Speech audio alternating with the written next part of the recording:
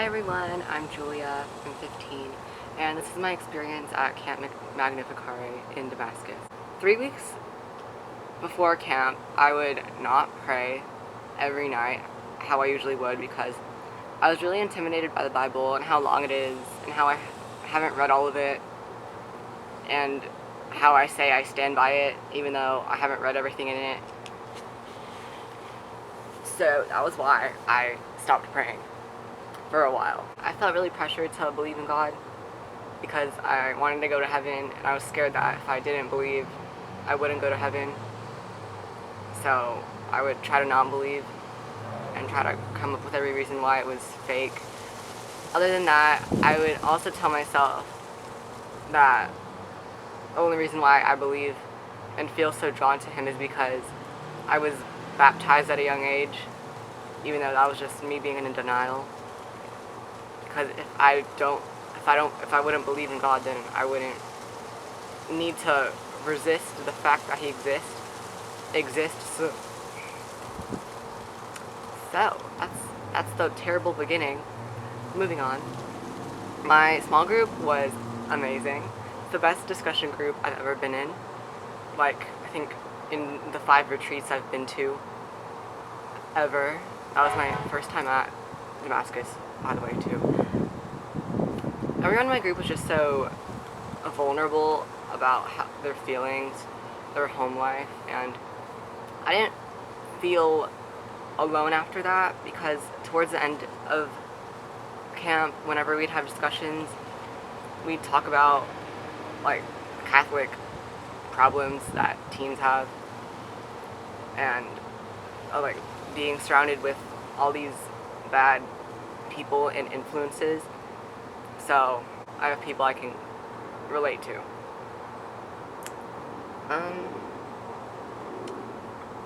A problem that I opened up about to my prayer leader was that I felt like I can't feel God because the Bible is one of the only ways. And whenever you read the Bible, you can't hear anyone's voice or you can't feel anyone. So my prayer leader told me that I should pray to see Him in other ways. And that gave me the idea to write down the different senses I see God on earth in. It's titled, Where to Blank Jesus. I see Him in my dad, stuffed animals, and people with good dancing. I hear Him in, I taste Him in Roman raspberry sherbet and peaches. I touch Him in people holding my hand during worship. I smell Him in car freshener, wet grass, and Vaseline lotion. And my dog Ozzy applies to all of them. So that's what I wrote down. And then I think the day before the last day, yeah, definitely, at prayovers, whenever your entire group prays over you, then your camp counselor leads the prayer. I was closing my eyes like this, and the first thing that I imagined was my dad wearing something that Jesus would, or something that a priest would, and then hugging me. And the background was white. So it was as if we were in heaven. And it was shocking because I wrote down that I see my dad as Jesus on earth. And the second thing that I imagined as I was being prayed over was Jesus and I sitting by the beach in like those angled beach chairs. We were wearing sunglasses. We were eating orange sherbet and staring at the sunset that I saw during this saint walk whenever we were sitting in silence for 15 minutes, I think. And my dog Ozzy was there, so she was also in the journal entry. And she was also wearing sunglasses, and Jesus and I were petting her.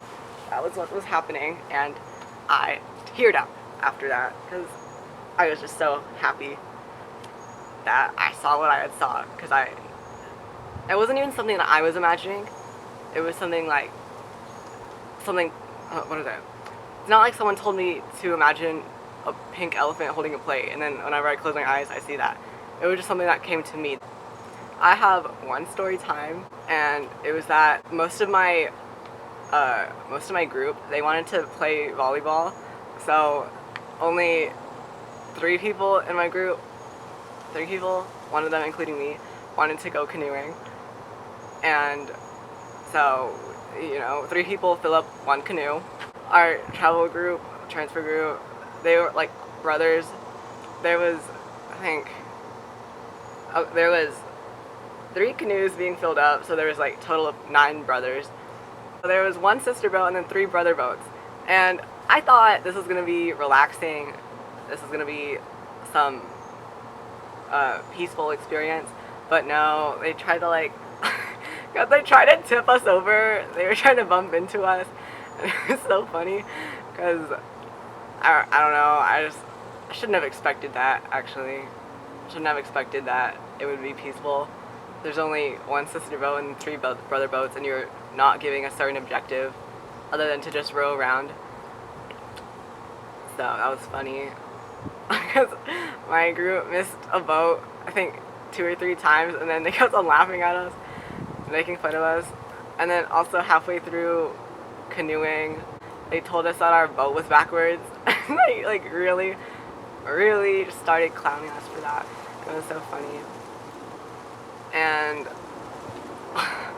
on the race back to the shore to put the canoes back, my group got 3rd out of 4th place, so that was fun.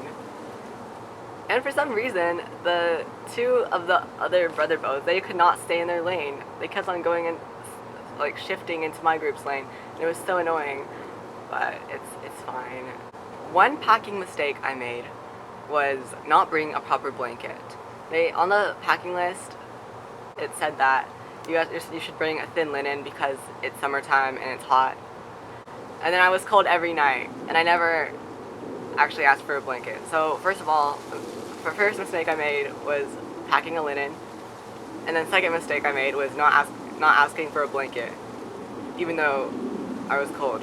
I woke up every 2 hours, I'm pretty sure. I didn't have my phone or clock with me.